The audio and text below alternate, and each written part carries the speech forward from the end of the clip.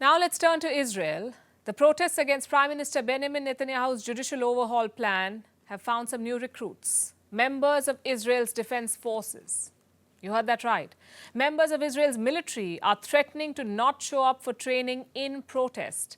10 former Israel Air Force chiefs have warned that the Prime Minister's overhaul poses quote-unquote grave and tangible dangers. Other military leaders have said that there's a real risk of civil war in Israel. The Prime Minister has hit out, saying there's room for debate, but no room for insubordination.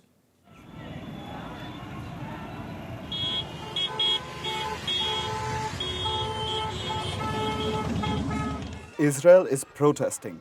Thousands are out in the streets. The protesters are calling it a day of resistance. The demonstrations were enough to affect the visit of Pentagon Chief Lloyd Austin. He had to meet Israeli Prime Minister Benjamin Netanyahu near the Ben Gurion airport because of the chaos. And it isn't just ordinary citizens marching against Netanyahu. The Israeli military is getting involved. There's threat of a full-blown civil war. And Prime Minister Netanyahu is at the center of this storm. He's facing massive backlash over his plan to overhaul the judiciary. The army's involvement is a matter of concern. Israel's military is perhaps its most sacred institution. Most citizens have to go through mandatory military service. Now, there's dissent in the ranks. Reservists are threatening to not go for training. Former military chiefs say there could be a civil war. The Prime Minister has hit back. It rests on the deep understanding that whatever the differences between us, we are always united in the face of those who seek to kill us. This was the case throughout all of Israel's wars, regardless of the struggles and disagreements among us. Refusal threatens this existential foundation. In a public struggle, there is room for protest, there is room for disagreements, for expressing opinions, but there is no room for refusal. So what are the proposed changes and why have they triggered this protest? Presently, judges are chosen by a committee made up of politicians, judges and lawyers. Netanyahu wants to change that. He wants a bigger say in selecting judges. Critics say he would handpick loyalists, and an independent judiciary will cease to exist. It has happened elsewhere, like in the US. Judicial appointments are political. A Republican-heavy Supreme Court ruled against abortion and curbed fundamental human rights for American women. Israelis don't want this repeated in their country. Plus, their prime minister is on trial for corruption. So a judiciary favorable to him may influence cases against him.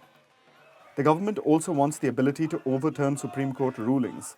Critics say this is an attempt to scrap all checks and balances and drag Israel towards authoritarianism. Netanyahu and his allies say the judiciary needs to be reined in, that they're unelected, yet they interfere in politics, and that judicial activism is what's actually undermining Israel's democracy. But the protesters continue to swell in ranks. Just yesterday, on International Women's Day, thousands of Israeli women wore red in protest. They formed a human chain, a symbolic red line that Netanyahu shouldn't cross. For 9 weeks, we are protesting against the legislation of this new government that's going to harm the Supreme Court. Today is the International Women's Day. It's supposed to be a happy day that we celebrate our rights, but now we need to protest again. We all wear red, and we show that we are drawing a red line, and we will not allow this government to harm our rights. The overhaul has passed one round of scrutiny at the Knesset, Israel's parliament.